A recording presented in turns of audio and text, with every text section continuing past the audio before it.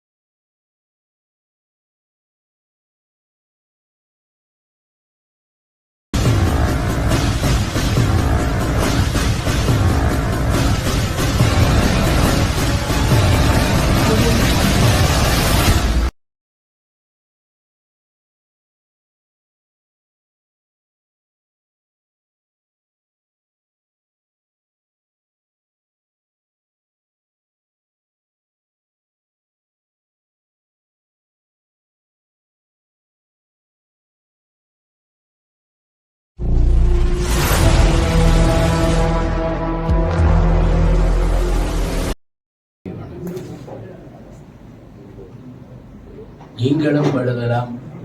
வாசகர் வட்டத்தின் இரு நூல்களுடைய வெளியீட்டு நிகழ்வுக்கு வருகை தந்திருக்கின்ற உங்கள் எல்லோரையும் மிக அன்பாக வரவேற்கிறேன். பொதுவாகவே இப்ப நூல் வெளியீடுகள், இலக்கிய வெளியீடுகள் என்கின்ற போது அவற்றுக்கு வருகை தருகின்றவர்கள் மிக குறைவாக இருக்கின்ற காரணம் அதிகப்படியான உரைகள் நிகழ்வுகளில் செய்யப்படுகின்ற காரணத்தினாலேயும் நேரத்துக்கு சில விடயங்களை தொடக்காமல் முடிக்காமல் நிகழ்வுகள் நடத்தப்படுகின்ற காரணத்தினாலேயோ என்னவோ, இதற்கு அப்பாற்பட்ட சில காரணங்களினாலும் இந்த நிகழ்வுகளுக்கு, இலக்கிய நிகழ்வுகளுக்கு வருகை தருகின்றவர்கள் மிக குறைவாக இருக்கின்ற ஒரு அபத்தமான, மனவருத்தமான நிலை காணப்படுகின்றது. இது மாற்றியமைக்கப்பட வேண்டும் என்பது எனது ஆதங்கம். இந்த நிகழ்வில் இரு நூல்கள் நான் அதிக நேரம் எடுத்துக் கொள்ள மாட்டேன். காரணம், நான் சபை அறிந்து பேசுகின்றவன். அது எனது சின்ன பழக்கத்தில் இருந்து இருக்கின்றது. இந்த நிகழ்வில் பிரதம அதிதியாக கலந்து கொண்டு சிறப்பித்துக் கொண்டிருக்கும் சம்பிரதாயத்துக்காக நான் ஒரு தலைவர் என்ற வகையில சில மரபுகளின் அடிப்படையில எல்லோரையும் விழிக்க வேண்டியவன். எல்லாரும் பொதுவாக வணக்கம் என்று சொல்லி தொடங்கலாம் என்று நினைத்தேன். ஆனால் ஒரு தலைவர் என்று சொல்லப்படுகின்ற வகையில சில சம்பிரதாயங்களுக்காக எல்லோருடைய பெயரையும் விழித்து நான் மிக சுருக்கமாக முடிக்கின்றேன். பிரதம அதிதியாக இங்கே வருகை தந்து கௌரவப்படுத்திக் கொண்டிருக்கின்ற பேராசிரியர், கிழக்கு பல்கலைக்கழகத்தினுடைய முன்னாள் வேந்தராக இருந்த திருவாளர் வான கனகசிங்கம் அவர்களே, சிறப்பு அதிதிகளாக வருகை தந்திருக்கின்ற முன்னாள் ஓய்வு நிலை நீதிமன்ற பதிவாளர் நண்பர் MS நசீர் அவர்களே, அதே மாதிரி உயர் நீதிமன்றத்தினுடைய பதிவாளராக கடமையாற்றி ஓய்வு பெற்றவரும் திருவோணமலை மாவட்டத்தினுடைய ஒரு தரமான எழுத்தாளருமாகிய தர்மகுலராஜா அவர்களே, என்னுடைய நண்பன், சிறப்பு ஆளுமை மிக்க பொருத்தமான என்னுடைய நண்பன் ஒப்பிலாமணி குலேந்திரன் அவர்களே, நூல் அறிமுக உரையை செய்யவிருக்கின்ற கவிச்சுடர் சிவரமணி அவர்களே, அதே மாதிரி பல்கலைக்கழகத்தினுடைய மாணவன் கேஷிகன் அவர்களே, முதல் பிரதி பெற வந்திருக்கின்ற சூசை எட்வர்ட் அவர்களே, மதிப்பீட்டுரை நிகழ்த்த வந்திருக்கின்ற தம்பி வானா முரளிதரன் அவர்களை, சிறப்புரை ஆற்ற வந்திருக்கின்ற ஊடகவியலாளரான அச்சுதன் அவர்களை, மீண்டும் மதிப்பீட்டுரை நிகழ்த்தி இருக்கின்ற பிரபல மதிப்பீட்டாளரும் விமர்சகரும் ஆசிரியரும் பத்திரிகை அதாவது இட்டுதல் ஆசிரியரும் ஆகிய நண்பர் நியாஸ் அவர்களை, வரவேற்புரை நிகழ்த்திய தலைவர் அதாவது இந்த நூலினுடைய தொகுப்பாளர் எஸ்.ஆர். தனபாலசிங்கம் அவர்களே, நிகழ்வை தொகுத்து அழகாக வழங்கிக் கொண்டிருக்கின்ற என்னுடைய மாணவி சுஜந்தினி யுவராஜா அவர்களே, எல்லோருக்கும் எனது அன்பான வரவேற்பை தெரிவித்துக் கொண்டு, நீங்களும் எழுதலாம் என்று சொல்லப்படுகின்ற இந்த சிற்றேட்டினுடைய ஆசிரியர் ஒரு பிரபலியமான ஆசிரியர். தமிழில் 50 வருடங்களுக்கு முதலே கவிதைக்காக பிறந்த பல ஏடுகள் இருக்கின்றது. அந்த வகையில் திருகோணமலையிலும் பல ஏடுகள் கவிதைக்காக தோன்றி இருக்கின்றன. அந்த வகையில் ஆரம்ப காலத்தில் எழுத்து பத்திரிகையில் சீசு செல்லப்பா என்று சொல்லப்படுகின்ற எழுத்தாளருடைய ஆசிரியர் தலைப்புக்கு கீழே வெளிவந்த எழுத்து பத்திரிகையில் புதிய இலக்கிய முயற்சிகளாக புது கவிதைக்கு முன்னீடு செய்த ஒரு பத்திரிகை தொடக்கம் வானம்பாடி, அதே மாதிரி நுகுமானுடைய கவிஞன், வரதுடைய தேன்மொழி போன்ற பல இதுகளை நான் சொல்ல விரும்பிய நேரத்துக்காக இருக்கின்றது. அந்த வகையில் நீங்களும் எழுதலாம் என்று சொல்லப்படுகின்ற இந்த ஏடு திருகோணமலையினுடைய இலக்கிய வரலாற்றில் ஒரு முத்தாய்ப்பாக, ஒரு சரித்திர பதிவாக கடந்த 18 வருடங்களுக்கு மேலாக கவிதை வளர்ச்சிக்கு கனத்த பங்களிப்பை செய்து வருகின்றது. இந்த ஏட்டின் மூலம் 300க்கும் மேற்பட்ட கவிஞர்கள் அறிமுகப்படுத்தப்பட்டிருக்கிறார்கள் என்று சொல்லுகின்றதை விட எழுதி வந்திருக்கிறார்கள், எழுதி வருகின்றார்கள் என்பது இந்த மாவட்டத்துக்குரிய ஒரு பெருமைக்குரிய விடயமாக காணப்படுகின்றது.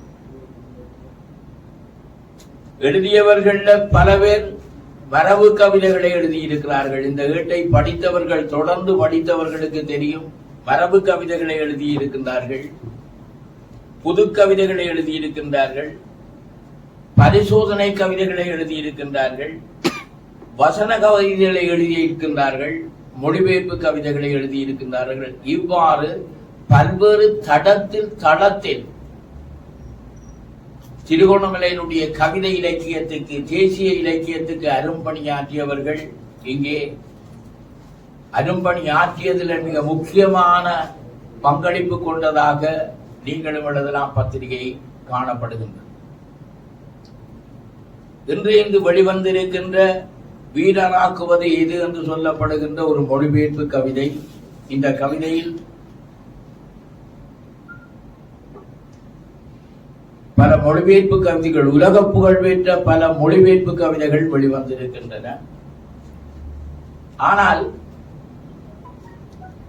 இந்த கவிதை தொகுதியில் எனக்கு ஒரு சந்தேகம் ஏற்பட்டிருக்கிறது. அதை ஒருவேளை இந்த விமர்சன உரையை அல்லது மதிப்பீட்டு உரையை அல்லது அறிமுக உரையை செய்கின்றவர்கள் அந்த சந்தேகத்தை நிவர்த்தி செய்யலாம். அதோட நான் நிறுத்த இருக்கின்றேன். ஒரு இடத்தில் ஒரு கவிதை, அதாவது ஒரு கவிதை மொழிபெயர்க்கப்பட்டது.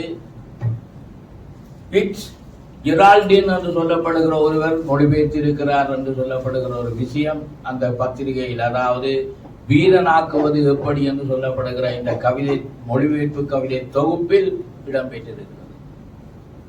நான் படித்தது வரையில பார்த்தால் பாரசீக கவிஞன் உமர் கயாம் அவர்கள் எழுதிய அந்த கவிதை உங்கள் எல்லோருக்கும் தெரியும் என்று நான் நினைக்கிறேன். நீங்கள் கேள்விப்பட்டிருப்பீங்கள்.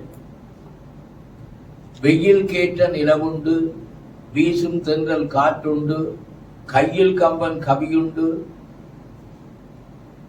என்று பாடிய இதை மொழிபெயர்த்தவர் நான் அறிய தேசிய விநாயக பிள்ளை என்றுதான் நான் படித்திருக்கிறேன். வெயில் கேட்ட நிலவுண்டு, வீசும் தென்றல் காற்றுண்டு, கையில் கம்பன் கவியுண்டு, கலச நிறைய மது உண்டு, செய்ய கீதம் நீ உண்டு, சேர்ந்து பாட நான் உண்டு.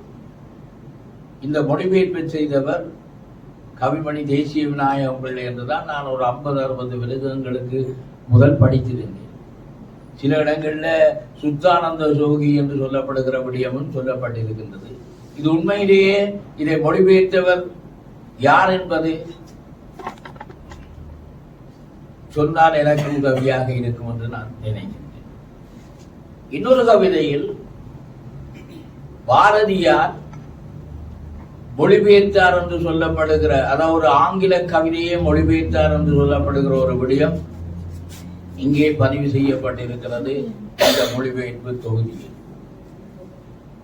பாரதி கண்ணம்மா, கண்ணன் பாட்டு, கண்ணம்மா பாட்டு என்று சொல்லப்படுகிற பெருந்தொகையான பாடல்களை, பக்தி பாடல்களை எழுதியிருக்கிறார், காதல் பாடல்களை எழுதியிருக்கிறார். அதுல வேதமடி நீ எனக்கு, வித்தையடி நான் உனக்கு என்று சொல்லப்படுகிற கவிதை தொடக்கம், பாய்மொழி நீ எனக்கு, பார்க்கும்படி நான் உனக்கு, தோயும்மது நீ எனக்கு, தும்பியடி நான் உனக்கு, வாயுரைக்க வருவதில்லை வாடியுந்தன் மேன்மையெல்லாம் என்று சொல்லப்படுகிற கவிதையை பாரதியார் எங்கிருந்தோ மூலத்தில் இருந்து மொழிபெயர்த்தார் என்று சொல்லப்படுகிற ஒரு தகவல் இதிலே சொல்லப்பட்டிருக்கிறது.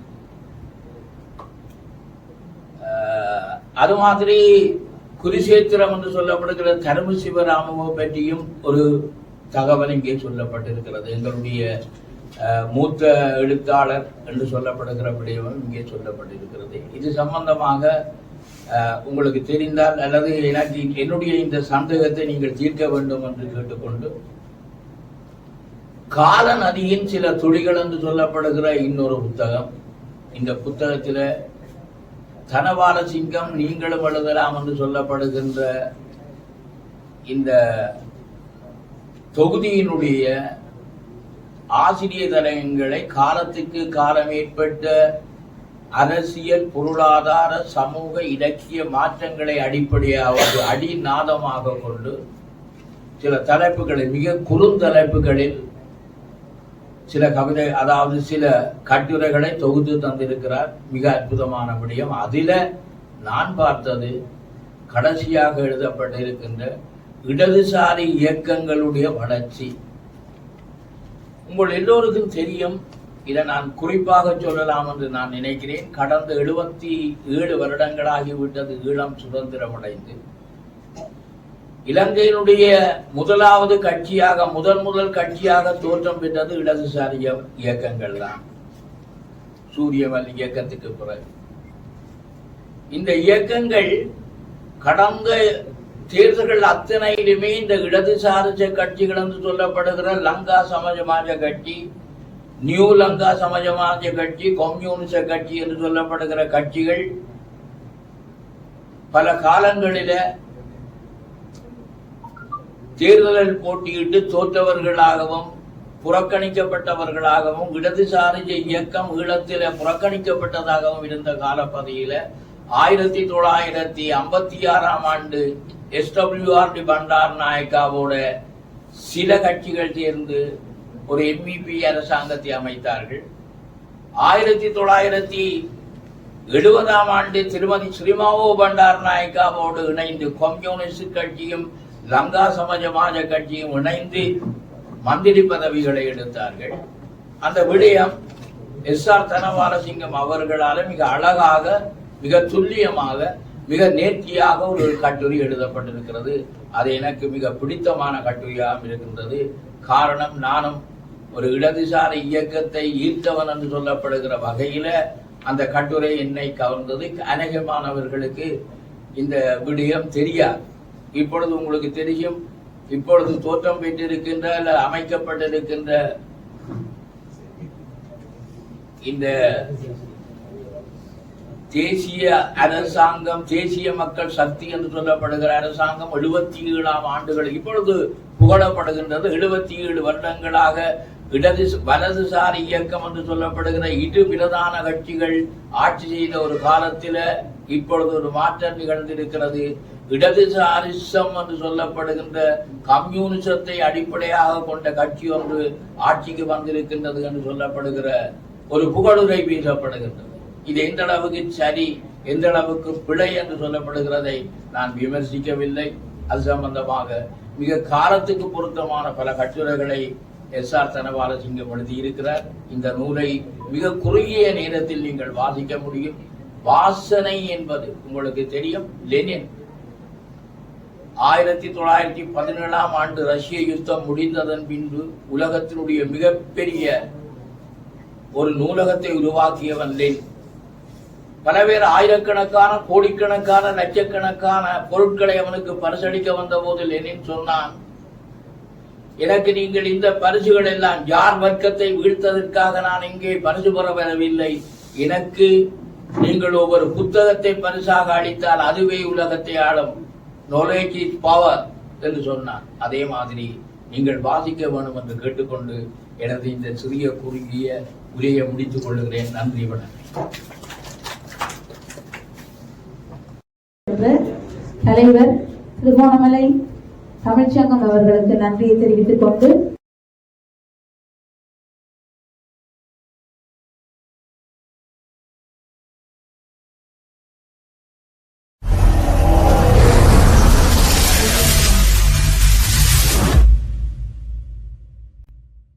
தாய் தந்தது தமிழுரிடம், தமிழோடுதான் என் சரிதம், தமிழுக்கே என் முதல் வணக்கம்.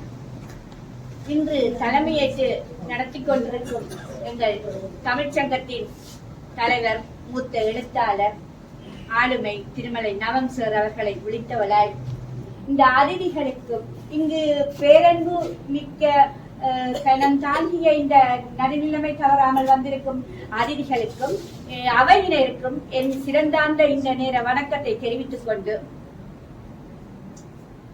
நான் அறிமுக உரை அழைத்தமைக்கு நன்றி கூறியவளாய் இது ஒரு மொழிபெயர்ப்பு நாவல். மொழிபெயர்ப்பு என்றால் உங்களுக்கு தெரியும், ஒன்றின் மூலப்பொருள் அதன் கருத்தியல் மாறாமல் உள்ளவரை கூறுவது. எனக்கு பெரும்பாலும் ஆங்கில புலமை சிறு குறைவு. அதனால் அந்த கவிதைகளை பற்றி நான் சற்று குறைவாகத்தான் கூறுவேன். நூலாசிரியர் பற்றி இப்ப கூறலாம் என்று நினைக்கின்றேன். எஸ்.ஆர். தனபாலசிங்கம் சார், இவர் இதழியல் ஆசிரியர். நீங்களும் எழுதலாம் எனும் நூல் மூலம் உலகம் முழுக்க பிரபல்யமாக்கி இருக்கின்றார். அவரின் கவிதை சித்திரல் தனித்துவமானது, இவரின் செயல்பாடுகளும் தனித்துவமானது. எஸ்.ஆர். தனபாலசிங்கம் சார் ஒரு இடதுசாரி கொள்கை உடையவராக இருந்தாலும் கூட அவர் எல்லாரையும் அரவணைத்து போவர். நான் ஒரு விகட கவி, முன்னும் பின்னும் எனக்கு இல்லை. நான் என்ன சொல்லவில்லை, அவரைத்தான் சொல்கின்றேன். ஏனென்றால் அவர் எண்ணப்பாடு செயல்கள் எல்லாம் அப்படித்தான் இருக்கும். எல்லோருடனும் அனுசரித்து போவார். எனக்கும் அவருக்குமான நட்பு கிட்டத்தட்ட 12 வருடங்கள் நினைக்கின்றேன். இதுவரை நல்ல ஒரு நண்பனாய், நல்ல ஆலோசகராய், நல்ல வழிகாட்டியாய் என்னுடன் இதுவரை பயணித்துக் கொண்டிருக்கின்றார். இனிமேல் காலமும் பயணிப்பார். ஏனென்றால் எங்களுக்கு முரண்கள் இல்லை. அவரின் இந்த நூலை கூட பாருங்கள். இது ஒரு ஆவணப்படுத்தல். தனது நீங்களும் எழுதலாம் என்ற சித்திதழில் மொழிபெயர்க்கப்பட்டு கொடுக்கப்பட்ட கவிதைகளைத்தான், கொடுக்கப்பட்டதும் தான் தேடி போட்டதுமான கவிதைகளைத்தான் இன்னும் தனி நூலாக ஆவணப்படுத்தி இருக்கின்றார். அப்படி ஒரு பெரிய மனசு யாருக்கு வரும்? அந்த வகையில் இது முதற்கண் அவருக்கு பாராட்டப்பட வேண்டிய விஷயம். வீரனாக்குவது எது என்று இந்த கவிதை நூலை அவர் தந்திருக்கின்றார். வீரம் செறிந்த மண்ணில் பிறந்தவர்கள் நாங்கள், வீரத்தை பற்றி தெரியாமல் இல்லை. வீரம் எப்படி பிறக்கின்றது? பிறகுகளில் இருந்து, ஒரு அடிமைத்தனத்தில் இருந்து, ஒரு தோல்வியில் இருந்து, ஒரு வரியில் இருந்து பிறக்கின்றது. அந்த வீரம் நாக்குவது என்ற கவிதையை இவர் தலைப்பாக ஏன் கொடுத்திருக்கின்றார் என்றால், அந்த ஒரு மோட்டிவேஷன் கொடுப்பது போல இந்த கவிதைகள் ஒரு உத்வேகத்தையும் உணர்வையும் கொடுக்கின்றது. அந்த முதலாவது கவிதை வீரனாக்குவது என்ற சிறு கவிதை தான் கூறுகின்றேன். ஒருவனை வீரனாக்குவது பகைவனுக்கு எதிரான போராட்டத்தில் நின்று பெரும் அர்த்தமின்றி சாவின் விடமல்ல. போர்க்களத்தில் சாகும் வீரனும் உள்ளான், பசியாலும் நோயாலும் சாகும் வீரனும் உள்ளான், ஏதோ விபத்தில் சாகும் வீரனும் உள்ளான், வயது முதிர்ந்து சாகும் வீரனும் உள்ளான்.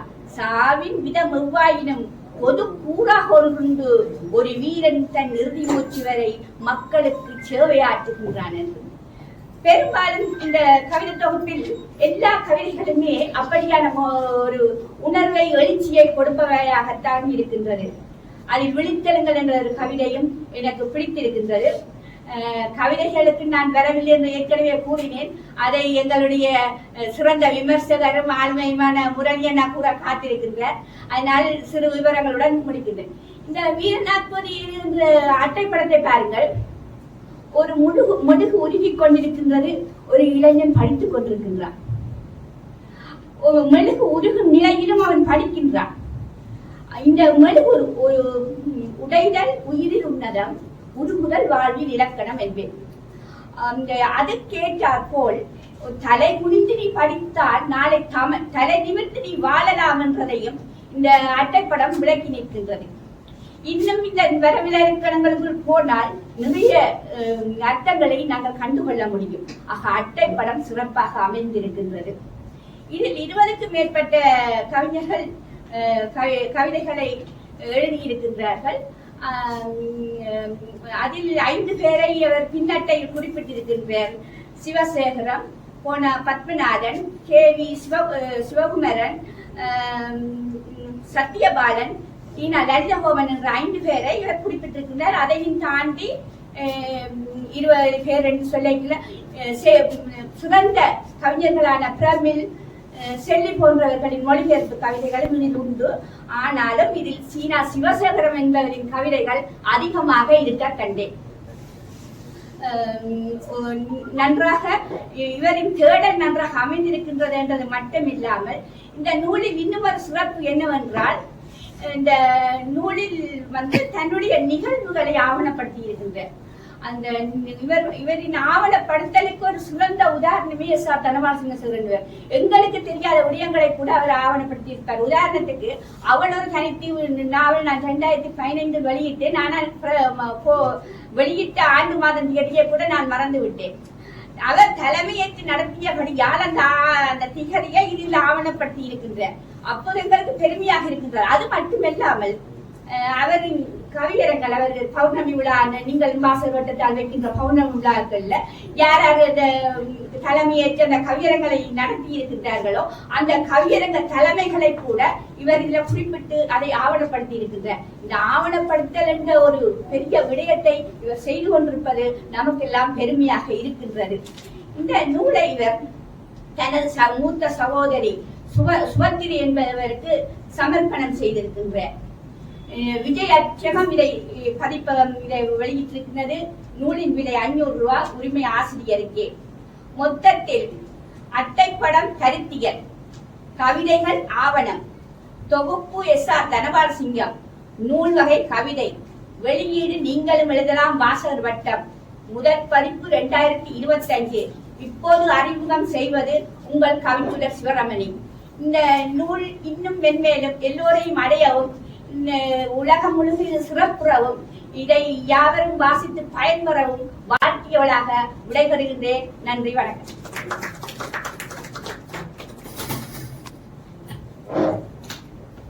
வீரனாக்குவது எது என்ற நூலின் அறிமுக உரையினை வழங்கி செல்லும் கவிச்சுடர் சிவரமணி அவர்களுக்கு நன்றியை தெரிவித்துக் கொண்டு, அடுத்து காலநதியின் சில துளிகள் நூல்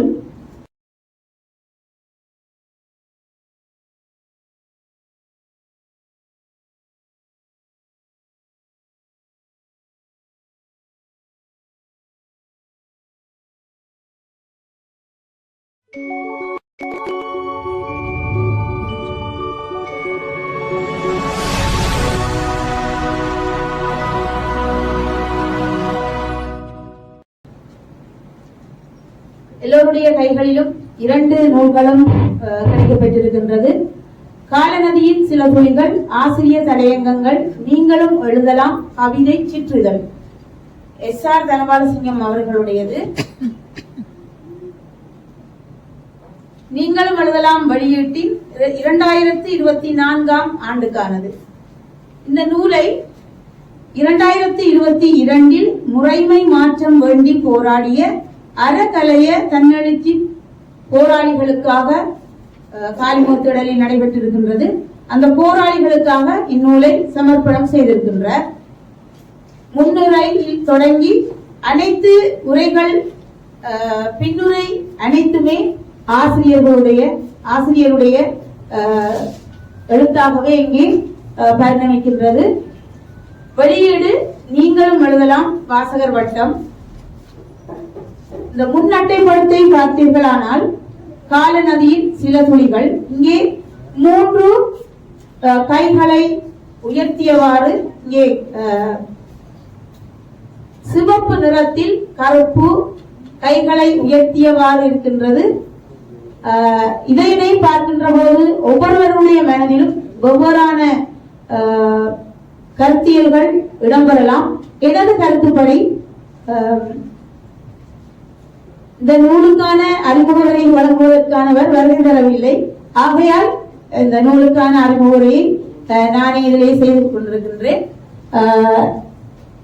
எனது கருத்துப்படி இது இறந்தவர்களாக கூட இருக்கலாம், புதைந்து போனவர்களாக இருக்கலாம். அவர்கள் மீண்டும் எழுச்சி பெற்று மீண்டும் இந்த உலகிற்கு வந்து தங்களுடைய கருத்துக்களை தருபவர்களாகவும் இருக்கலாம் என்று நான் நினைக்கின்றேன். அவ்வாறுதான் அவர் ஆசிரியர் எழுதியிருக்கிறார்கள் தெரியவில்லை. மொத்தத்தில் கால நதியின் சில துளிகள் காலம் உள்ளவரை நிலைத்திருக்கும். நன்றி. தொடர்ந்து மதிப்பீட்டுரையினை வழங்கி வைப்பதற்காக இப்பொழுது முறைகள் எல்லாம் 2 வந்து கொண்டிருக்கிறது. இப்பொழுது அறிமுகரை 2 தொடர்ச்சியாக வந்தது. மதிப்பீட்டுரை என்னை தொடர்ந்து அடுத்த நூலுக்கான மதிப்பீட்டுரையும் வர இருக்கிறது. மதிப்பீட்டுரை என்கின்ற போது நீங்களும் எழுதலாம் சிற்றிதழும் சார்பு இயங்கியலும் 2007 முதல் தற்போது வரையான நிலைமையை உரையினை வழங்குவதற்காக. ஆனால் நீங்களும் எழுதலாம் சஞ்சிகையின் ஆசிரியர் என்றால் SR தரபாலசிங்க பதிவு செய்யும் அளவுக்கு அவருடைய இயங்கு நிலை காணப்படும்.